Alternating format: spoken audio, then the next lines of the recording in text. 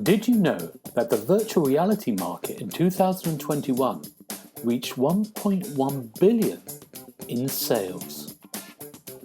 You're listening to the Xbox Hub Podcast, the official podcast of the TheXboxHub.com.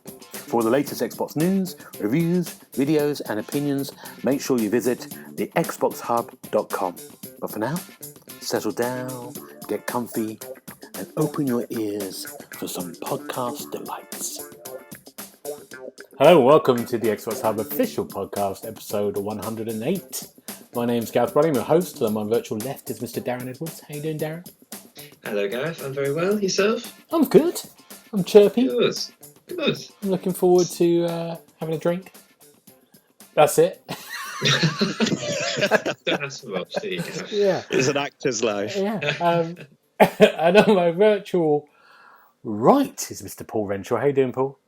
Hello, Gareth. Always a pleasure to speak to you, my friend. Oh, I like that, Paul. Well, how's your week been? It's been pretty good. I got to the week before Christmas and suddenly realised I had 3 days holiday left. So I've had a 3-day week last week and we're having a 3-day week next week. So I'm quite enjoying it. Not jealous at all. Great. I'm glad I don't work in retail at this time of year, I'll tell you. Oh, no, it's worth that. And on my virtual opposite is Mr. Neil Watton. How you doing, Neil? Yeah, I'm good, thank you. How are you? When's the last time you were on a podcast? About half an hour ago. Now Neil's just broken the fourth wall, as we say. So there's no fourth wall here. What we explained here was we're pre-recorded There's no walls at all. 3 podcasts a day. We're just letting the viewers into the little secret. We've already done one. That's going to be the next one. And now we're doing the one we're doing now is going to be the first one you're hearing now. That's I feel we must tell them why, though, Gareth. Yeah, I got the numbers wrong. And we've already done Game of the Year. And now we're doing Indie Game of the Year now. It's a very professional outfit. Absolutely, I tell you. But Neil's back. He hasn't been here for half an hour. But before that... No, it's been, other than that one that hasn't yet been recorded, I don't know when it was. When was it? Maybe... I think it's a year. It was a long time ago, I think. Yeah. Start of the year, possibly, something like that. Yeah. I haven't done anything in the year, so don't worry. Don't ask me. But you're going to be our master, because what's happened, you've got the indie list of Game of the Year, and what happens is the reviewers from the Xbox Hub get asked for 2 things. They get asked for their indie Game of the Year, and they get asked for their Game of the Year, which is what you'll hear on the next podcast. And how do we define indie, Neil? How would you say, what's the definition of an indie game? As long as it's not sold by EA. Or Ubisoft. Ubisoft. You can pretty much go with it. Okay. Yeah, we're not fussy. If you think if it's come from like a micro dev or a mini dev or an indie dev, as the name suggests, then you can have it. But basically, you're not having FIFA and you're not having Forza, but other little games you can have. So all these little games that pop up every week, and there's probably about, 15, 20 of these little indie games that normally arrive on Xbox every week, and a lot of people just completely dismiss them. Some of them cost £4, some of them cost 24 quid, but they can still be classed as an indie game. They can be on the list. And in our Game of the Year sections, like you just said, Gareth, we asked for a top 10 of full Game of the Year, and indie games can be on that list. So if there's a really good one, it could beat whatever's the Game of the Year. But they also get put in their own little separate list, just so we can give some love and some hype to the indie developers out there. Because I think that's fair to say, on the Xbox Hub, we're a massive kind of indie review site, aren't we? That's what we sort of champion in a sense, don't we? If I could say goodbye to certain sections of the gaming industry, then I'd quite happily do that. But obviously we have to cater for all. But there's no harm in us putting some love out there for the indies. Good. When you said, if I can say goodbye, I thought that was a farewell speech to say it's all finishing. Yeah, that's me done. See you later. If I never see another indie game again. Yeah. Well, I'd like to take this moment to say, right, yeah. So we do love it. And this year's been great for indie games. We all agree it's been the kind of year while we're waiting for the new Xbox big leagues to catch up really and get over the COVID stuff. So they've really shined, haven't they? They've filled the gaps. What I find slightly disappointing is a lot of people, they just totally dismiss it. There's the games that cost like £2, £3, £4 people will pick up, get 1,000 game score out of it, never play it again. Fair enough, that's absolutely fine. But there's also a lot of good indie games that cost £14, and that price, it probably prices them out of the market, doesn't it? Because somebody's not going to casually just say, "I'll take a punt on that." Yeah. I've never heard of it. I'll take a punt of it. £14, you're not going to do that. But there are a lot of them, and a lot of them are very good. So when you see people, not that the internet does this or anything, but when you see people on the internet complaining that, I don't know, Halo Infinite is the worst game they've ever played, or Forza is the worst game they've ever played, they ain't. No, quite right. But I think also a lot of the games now, I think even the sort of like, I'd argue some of the £4 games, or definitely some of the £6 to £7 games are really brilliant, and they've really upped their game this year. So it's we've reviewed a lot of those and gone, actually this is much better than the price. It should be £14, but it's good in the sense that they're there. So hopefully more people will take a punt on it. I think it's a kind of a sign of a healthy competition. There's just more and more and more games coming out, and more ways to release games, more platforms to host them, and I think it naturally makes devs up their game if they're going up against more competition. So yeah, I agree. I think there's this, even though there's some big delays, there's still too many games out there to play. You can never play them all, but there are some crackers that get overlooked. Yeah, absolutely. Neil, should we do it then? So we're going to do top 5, are we? Is that right? Yeah, because there's so many indie games, it's very difficult to kind of get everybody to play them, if you know what I mean. Even though we do play a lot of them, getting a lot of people to play them, and so they score highly, is quite difficult. So we normally just go with the top 5 for the indie, and the 5 that have been picked is a pretty damn good list, to be honest. It's 5 games that you should be playing on your Xbox. Great. So should we crack on? Yeah, let's do it. In 5th place is the Ascent. I think you've played this, Gareth, is that right? Yeah, I have. Is there anyone? Because you've played all games. Is anyone else played this? Every game.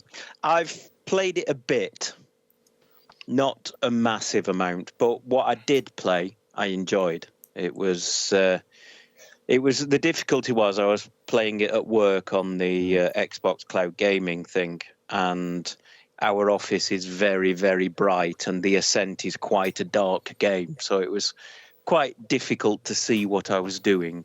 I've since downloaded it on the Xbox with full intentions to carry on playing, and then other things got in the way, so I've missed out, sadly. But I'm sure you played it more than me, Gareth.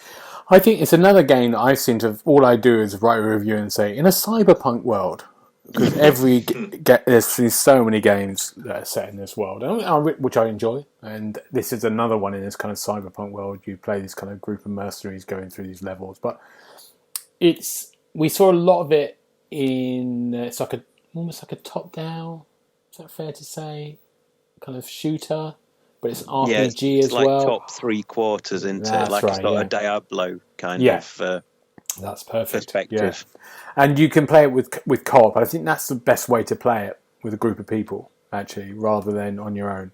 On your own, it's great, but the world, it looks really lovely. The lighting, it's one of the ones that showed off the Series X. They kept advertising it as their indie game, in the last couple of years, and it doesn't disappoint in that respect. It's really well designed. The characters are there, but the problem sometimes with those games is that when you're on your own, you just at some point, you're just going to get loads of things attacking you from all sides.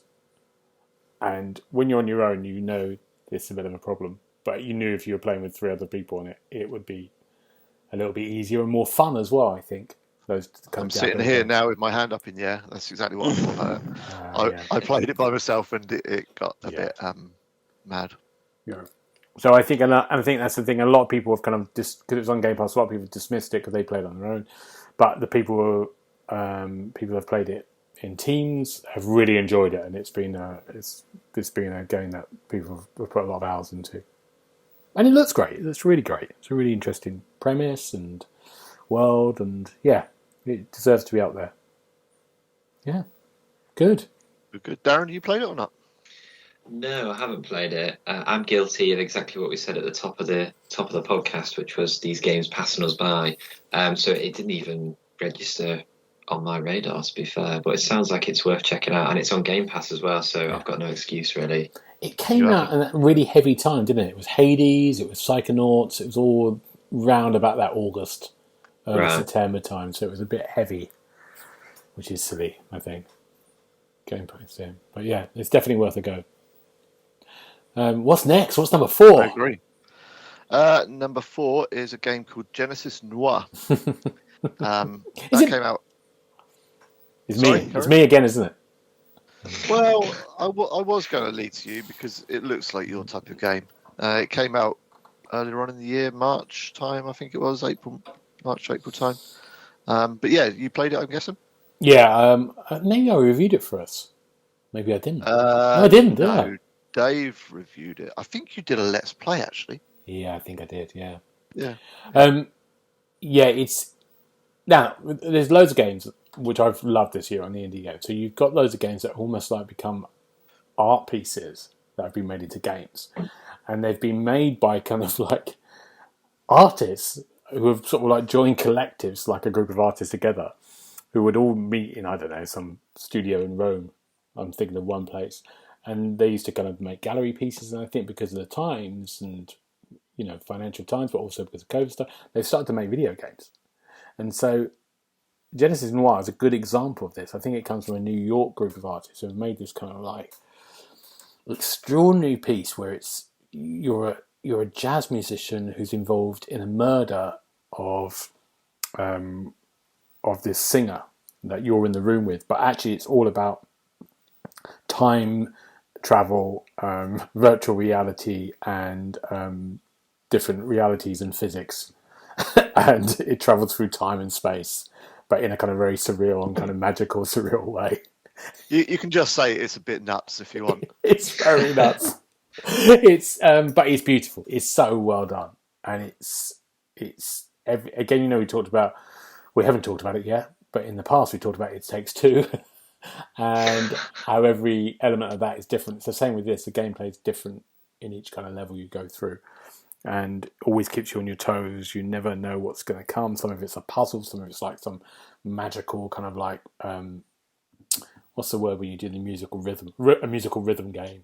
It's like rhythm action. Yeah, it's bits of that. So it's like you're just going through this kind of amazing kind of visual and vocal kind of journey, and I loved it. I thought it was absolutely stunning. And I think it's a start. That was a start. I think it might come out. Maybe it was about February, January. It start this year. It's been loads of that. We talked about in the podcast before about on the PlayStation at the moment, Radiohead have got this free exhibition that they've made this thing with Unreal Engine 5 that you can go in and walk around their sort of art exhibition with some of their sounds and stuff. So it's all about kind of art suddenly going into games, which I think is great. I think it's really great to have a kind of different things happening on here. And you've got, on one sense of it, you've got Halo, you've got Forza, and then you've got this on the other end, these kind of strange experiences.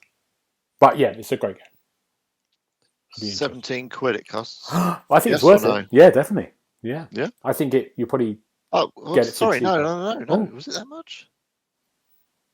No, 12 quid. £12.50, sorry. Definitely. That's a definite. Should do.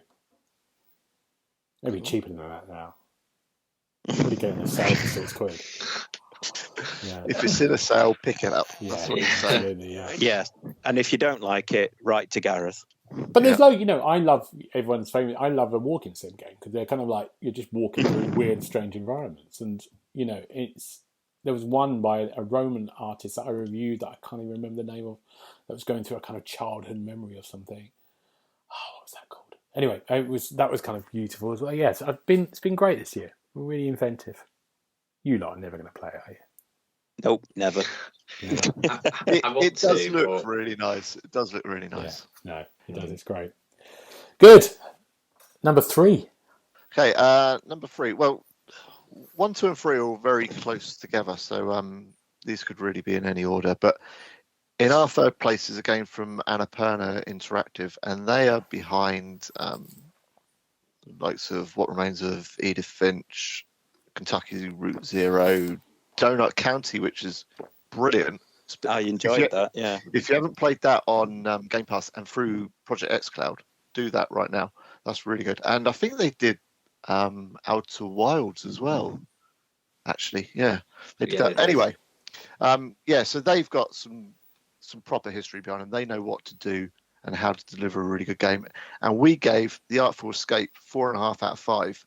So it's pretty damn good. I haven't played it. I'll be honest. So, any of you three? Yes, I've played it. I haven't, but I love the look of it. I have as well. We talked about it on the podcast, didn't we, Gareth? Yeah, we did. And I have as well. But Paul should lead this. I've been talking too much. Paul. Well, the best thing about The Artful Escape for me was finding out that one of the characters is voiced by Action Jackson himself, Carl Weathers. I couldn't believe it. I thought, I recognise that voice. And it was Carl Weathers. I was like, oh, that's brilliant. But yeah, it's a hard game to explain, isn't it? You're a musician who plays folk music because your uncle did. Yep. But deep down in your heart, you want to be a rock god, I think.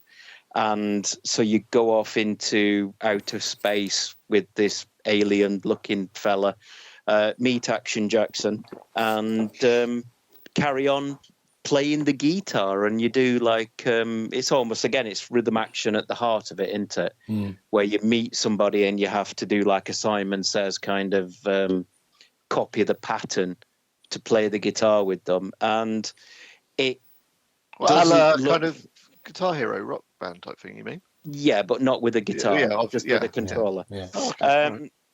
And it doesn't look or play quite like anything I've seen before. There's some of the worlds that you go through are so psychedelic, they make Psychonauts 2 look like a grey day in Basildon. It's just honestly, it's absolutely fantastic to look at. I loved the music in it, and yeah, it pretty much blew me away. So pretty much, I think you reviewed it, didn't you, Gareth? No, I think William did, and I think William gave it a 4.5, and I said to William it should have been a 5. That's the one I think it should be a 5. Yeah, because it is complete. I think you're absolutely right, Paul. It's completely unique, and it's almost like Guitar Hero Light, isn't it? What's just great about it? At some point, you're just traveling quite fast. You're sliding down these alien worlds, aren't you? At some point, with this kind of psychedelic stuff, and you're just pressing the guitar. It's the best thing in the world to keep. You sort of like compress the guitar, and he's doing riffs, and it's like a sort of like almost like a Pink Floyd type, those kind of like rock extravaganza kind of feel to it. It's amazing. It's kind of just visually and sound wise, it's just, it's great. It's just, the world looks amazing, even down to the sort of like, you go off into these alien worlds, but also you're at the beginning, you're in this kind of like American town, this small sort of like country American town, and that just looks beautiful, doesn't it? You're just walking around there. It's a must play game, and it's on Game Pass again, free. You've got to play it. You two have got to play it. I think you'll really like it. I want to, because I remember you saying it's not too lengthy in terms of start to finish, so you can sit down in an evening potentially and see it through. Is that right? Yeah, maybe, Paul. What do you think? I think 3 hours, maybe. Yeah, you might not do it in one sitting. I think in one sitting I managed to do the town introduction and then the first kind of level of being out in the super outer space bit. But yeah, I mean, the time flew by, though. When you play a game and you really get into it, and then you look up and it's 11:30, you think, I've got to be up for work in 4 hours or whatever. Yeah. Yeah, well, it's one of those. So yeah, it's really, really good. And again, I only played it because Gareth recommended it. So thank you, Gareth. Oh, good. Good. Should I play it? You definitely should play it. I think you'll enjoy it. Should Just I ignore Google the Carl story. Weathers first? Am I the only person? God. Yeah. Have you seen Predator? Well, many years The ago. original, Many years yeah. ago, yeah. Right. You know the black guy No, that Paul, I don't know. is in the CIA. That's No, Carl Paul. Weathers. No, Oh, I right. don't know. Okay. Rocky. You know the iconic scene where they clasp hands and they both got these massive. Oh, yeah. yeah. The guy that Yeah. Arnie's doing that with, that's Carl Weathers. Who's Arnie? Unbelievable. Oh, he's the one that's not Jesse Ventura, the wrestler. The Rocky films, Carl Neil. Weathers, so I'm right on it, and then I'll goodness download this sake. and play it. Okay. Honestly. Don't worry about me. No, we're not worried about you. I Number do worry more and more, Neil, the more conversations we have. Yeah, I've got better things in life to worry about. Absolutely. It's all them stories again, isn't it? It is, yeah. Number 2, Neil. What is it? Number 2, well, this is the reason I haven't played whatever that last game was called. I can't remember the Artful artist. Escape. Yeah, Rain on Your Parade with Cloudy the Cloud. Oh, Or Cloudy Cloud fantastic. even. What a brilliant little game this is. Now, go on, Paul, you crack on. Oh, no, I said enough in the last one. Yeah, it's you, go, Neil, now. It's your time to shine. Okay, I reviewed this back in April. I gave it 4.5 out of 5. It could have had a 5. You play as Cloudy the Cloud, and you just kind of you head into different sectors and levels, all enclosed by themselves, and you just create havoc. So you throw down a bit of rain, you throw down a bit of snow, you hit them with some lightning. You rack up points depending on what your objectives are, and then you just crack on with the next level. It's brilliant. It's really well done. I enjoyed it from start to finish. Anyone else? Yeah, it's. I think it's really inventive. Again, it's just really clever gameplay, really funny. Always changing the kind of what you have to do.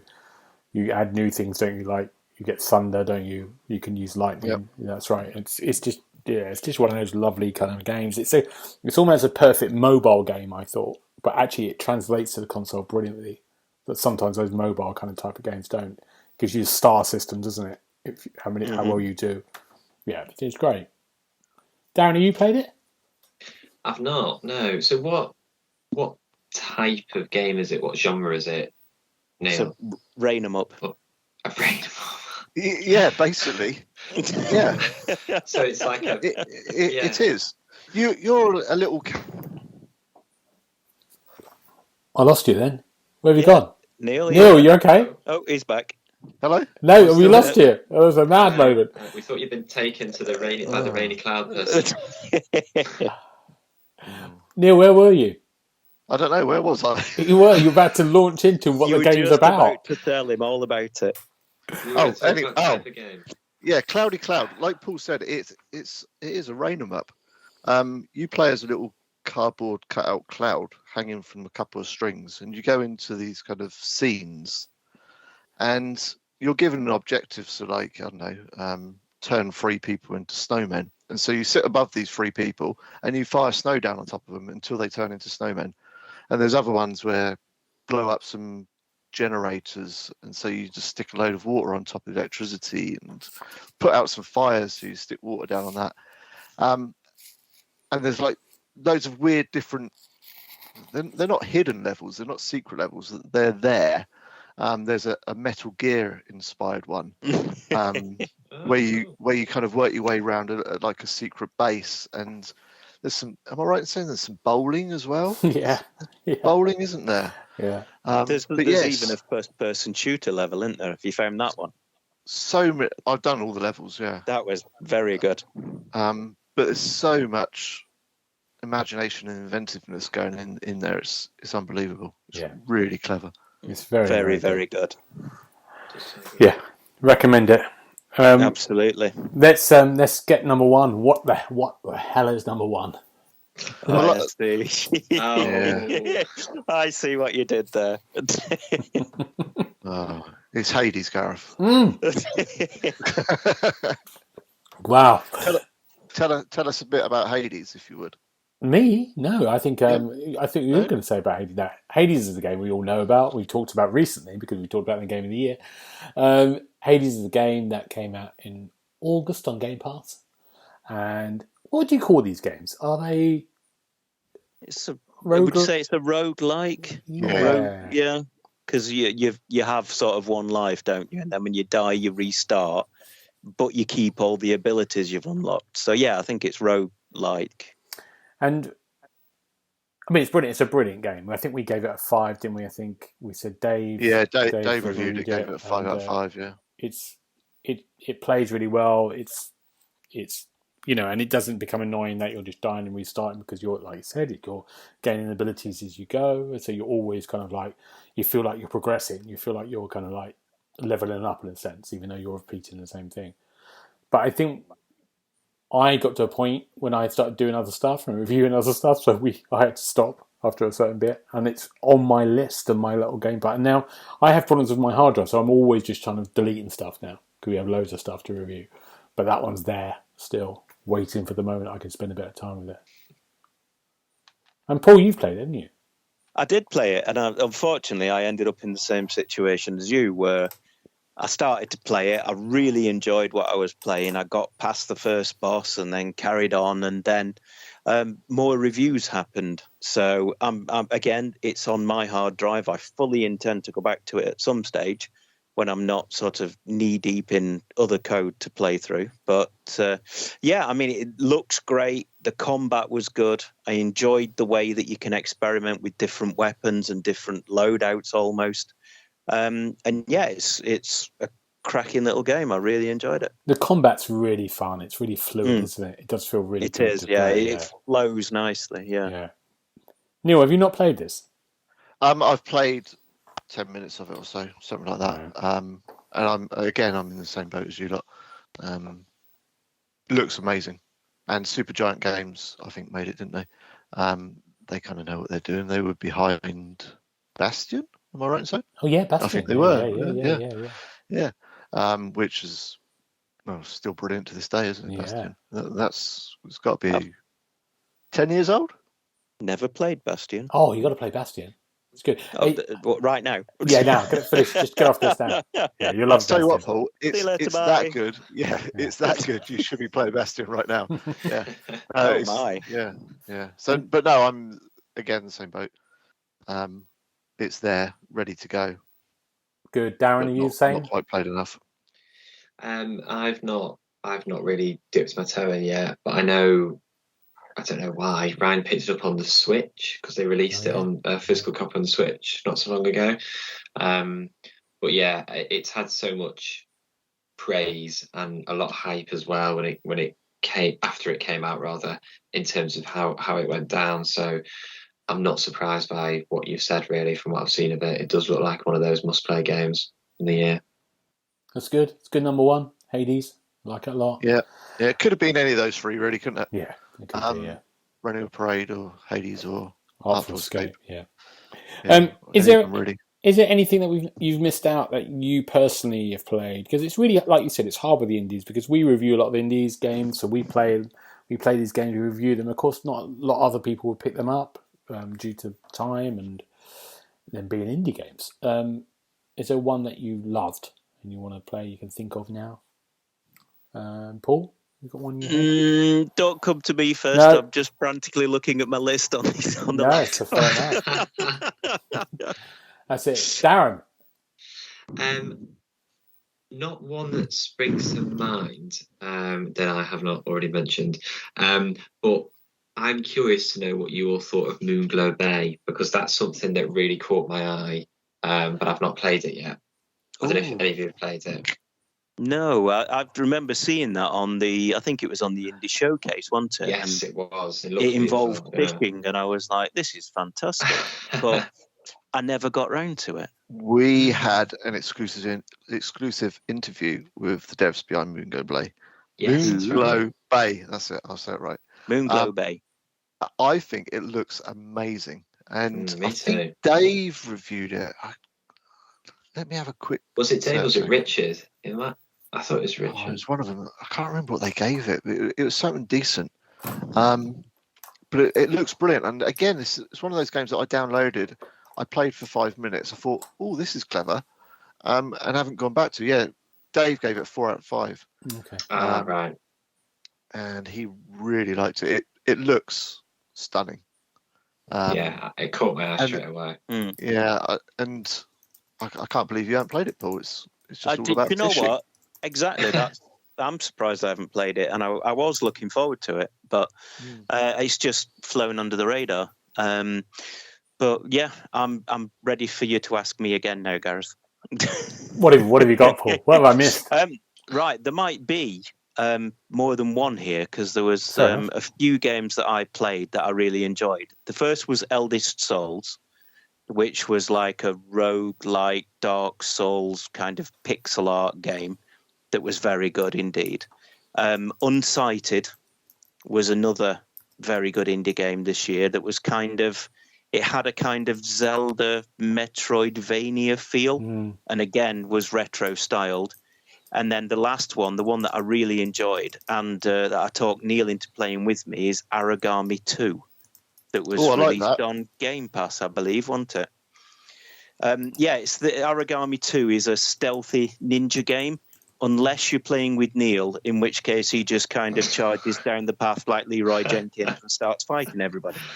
So, yeah, it's just googling Leroy Jenkins. It's everybody should know Leroy Jenkins. But anyway, carry on. So yes, I'll choose those 3 from my list. Great, I like that, Paul. Thank you very much. Neil, have you got them? No worries, mate.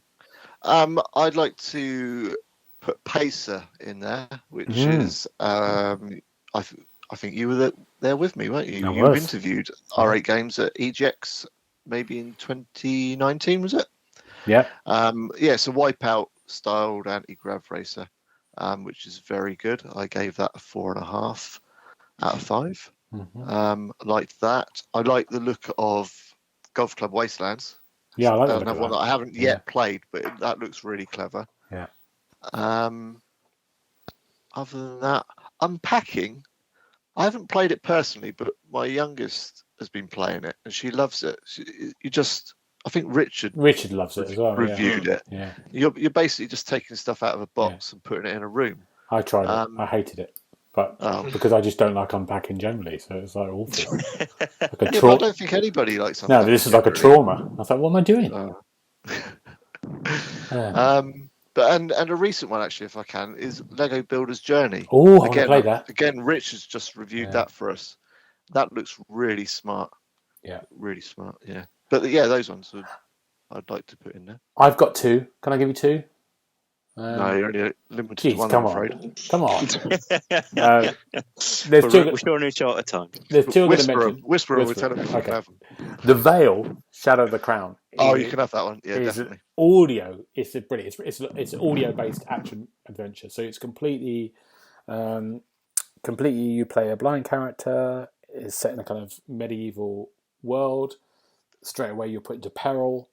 You're getting attacked, and it's all audio. So it's meant to be played with headphones. So it's multi-directional sound. It's brilliantly voiced, brilliantly sound designed, and kind of just really amazing. So basically, you're moving in the direction where you hear sound. So on a very simple level, if you hear a river that you need to sort of follow, you're looking around, and then you see where the river sound is. If that makes sense. So you're moving the curtain. And you just head towards it. Yeah, head towards it. But then you've got fighting as well. So you have to learn to fight with a sword. So if someone's attacking, you hear them go and make a sound before, and then you block, and then you parry. It's really brilliant. It's really clever. I love that game. I think it was so unique, like a sort of 5-6 hour adventure game. It's really a brilliant master. And the other one I'm going to say, because I do a lot of FMV games, full motion video games, for us, and they're cheesy as hell. Some of them take themselves too seriously. But All of them. All of them. Oh, it's But just some of them, yeah. but there's one I really big shout out to, which is Dark Nights with Poe and Moreau.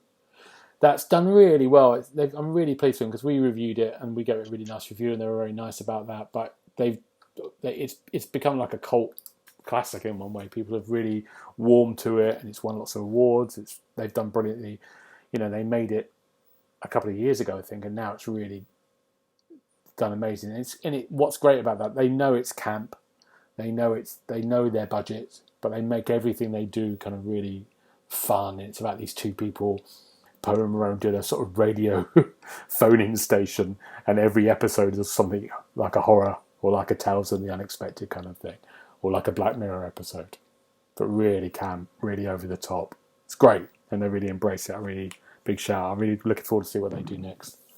Do you know who that's by? That's not a Wales one, is it? No, it's I think it's the Devavi Studios. Devavi, I think it's. Daveki. Deveki, that's it. Yeah, and they worked with Wales International Festival, and then they're on their own. And I tweet with them actually. Yeah. I have a little conversation with them now, and they're really nice. They're sort of husband and wife team. They're great. Oh, right. Yeah. Good. Because Wales Interactive have basically got FMVs sewn up, haven't they? Yeah. So it's always good to have somebody else going. Yeah, exactly. And there should be more of them, And they do really well because, you're not going to have a massive budget, but they're to do these things. So they've got to find ways around that. They've got to produce maybe an hour and 2 hours worth of film, even if it's a 45-minute game. So they've got to cut down on stuff. So they're always trying to find ways. So and they're really good fun. I always really enjoy them. They're great. Good. Right, I'm going to ask you before we sign off for this one. What's your worst game? Has there been a bad game of the year that you can each remember? We don't like to look at the negative too much, but there might be one that's just too much. Neil, what have you got? Oh, we do like to look at the negatives. if a game is utter rubbish, then you've got to say it, haven't you? You've got to be honest. I think the worst game that I've played this year, I gave it a 1.5 out of 5. So I can't even work that out. What's that? 30 out of 100 on Metacritic, is it? It's been a long night. Yeah. Was On the Road Truck Simulator. Now, I think you can probably guess from the name what you're doing. You're driving lorries around German towns. There's no way of saying it. It's rubbish. Right. Really. It sounds brilliant. There's just a bit that I've just remembered now as I was just thinking about what I was going to say. I thought, oh, no, that really did happen, didn't it? There was one point I was driving along a motorway and this massive truck with a big kind of articulated thing on the back, and going along, I don't know, whatever speed, 80 kilometres an hour, 100 kilometres an hour, and there was just a brick wall in the middle of this motorway. I just smashed straight into it and stopped dead, and that was it. Did it pop up, or was it there or there? Was it part of the... Well, you say did it pop up, but all the visuals just pop up. It's that bad. You could be going around at 5 miles an hour through a little kind of cityscape, and the building on your right would just appear, and then another one on your left would just appear, and cars would just appear. It was a bit rubbish. It kept crashing on me as well, if I remember rightly. So that's never a good sign. No. Worst thing about it, 25 quid. They're always the worst games are always the most expensive. God. I don't understand how they do it. Because they're off the brand of the Euro Truck Simulator franchise that is huge. They're using now, aren't they? I know, but it's like the airport sim games that I always used to review. Are dreadful. Just because people want to do an airport sim game, it's huge. I believe it's from the same people. Ah, there we go. Or they're very good friends with those people. And they borrowed some of their staff one day and said, "Can you come and help us make this game?" Oh yeah, sure, not a problem. We loved what you did with Airport Sim. Let's do it with Truck Sim. Wow. But yeah, it's there's lots of people wanting to know about it though, because our review went mad with hits and visits and stuff. But yeah, that's the worst game I've played this year. Good. 4.5 out of 5 I gave it. Oh. Darren, what about you? So my worst game was right at the start of the year, actually, and it was called Drunken Fist, and it had the rather ironic subtitle of a totally accurate beat 'em up. And it was just a bit of a mess, really. I felt a bit ill just playing it. Like the lead character was permanently intoxicated. So essentially, you play as this character who quite literally staggers around just streets, a park, all kind of flows into one. Just go around having to beat people to the floor, basically, and then drink more alcohol to then fill up the P meter to then wee on the floor so people slip over the wee. And it was Just another night out in Nottingham. I couldn't possibly comment, but it was borderline offensive. Like it was playable just about, because your character would stagger around. So when you were trying to control him with the thumbsticks, the inputs wouldn't necessarily do what you wanted them to. Which I get, they're trying to recreate that he's drunk, but at the same time, it just felt like you had no control whatsoever at times. And you would fall over a lot, just seemingly at random, and then that would chip away at your health bar. And it wasn't great, to the point where I gave it a 1 out of 5. The only redeeming factor was that it was quite easy to get your 1,000 gamer score. Right. But I think it was only about £7, so it wasn't quite the risk that Neil's was at £25 or whatever it was. Yeah. God, well done, Darren. It was, and it looked awful as well. I remember seeing it. Not to help. Oh God, yeah. So that was mine. Well done, Darren. Good. Well done for getting. Paul, what's yours? Well, looking back over the records of the year, I've given 2 1 out of 5s this year. The first was to a game called Heliborn, which is a helicopter flight simulator, if you like, with the world's worst handling helicopters and the world's foggiest landscapes. I managed to get Neil in to help me test out the multiplayer elements of this, and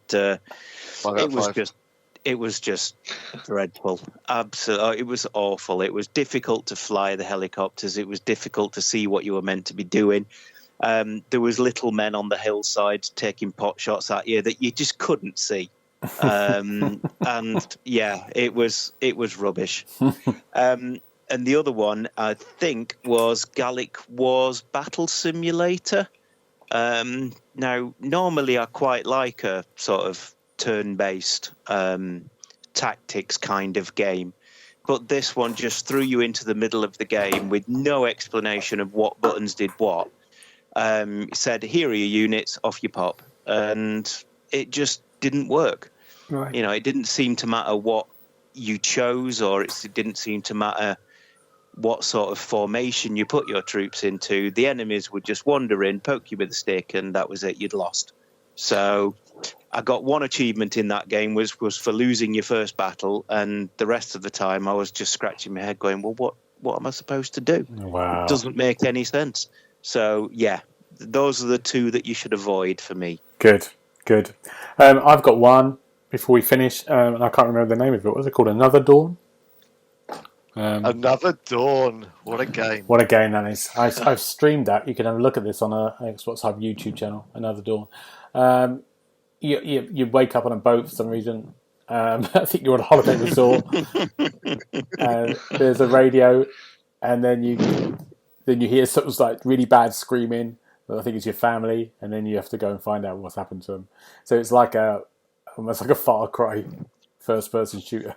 Oh, but you can't say it's almost like Far Cry. I was going to say that sounds great. Yeah, I watched the stream. It's not like Far Cry. Basically, the first minute I drowned because I couldn't get out of the water. Look at it; it did so badly, and then you have to sort of get a knife, and then the enemies see you from like a mile away, and they just shoot you dead. So. It's dreadful. It's absolutely terrible. You probably don't remember, but I watched your video a few times because it was hilarious. It's probably, I think it's your best ever Let's Play, actually, Gareth. But it was that funny. And there's a bit where you jump out the boat at the start and you're swimming as you would normally with your like breaststroke. Yeah. And then you get to the land and you continue swimming breaststroke. That's right. Yeah. As you're walking along the beach. Yeah. Oh, Yeah, amazing. It's amazing. Amazing. But it's Brilliant. always these really bad games that have lots of interest, isn't it? Like people really want to know about it. Like we had it on YouTube. I streamed it on YouTube, and this one guy was going, "Yeah, this looks great." And you go, "Really? This looks great?" Yeah, yeah. What are you watching? What are you watching? It reminds me of. Do you remember a game from? I don't know if you remember a game years ago, really obscure, called Big Rigs, and it was like an 18-wheeler racing game, but it had no sort of physics whatsoever. So you would reverse at the same speed you would accelerate, and you could just fly up like hills at the same speed.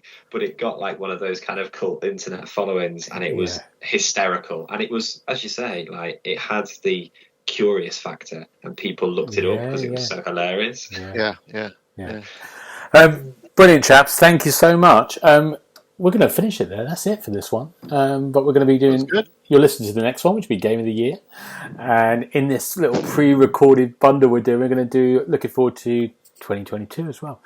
But if we need to find you, gentlemen, where will we find... Darren, where will we find you?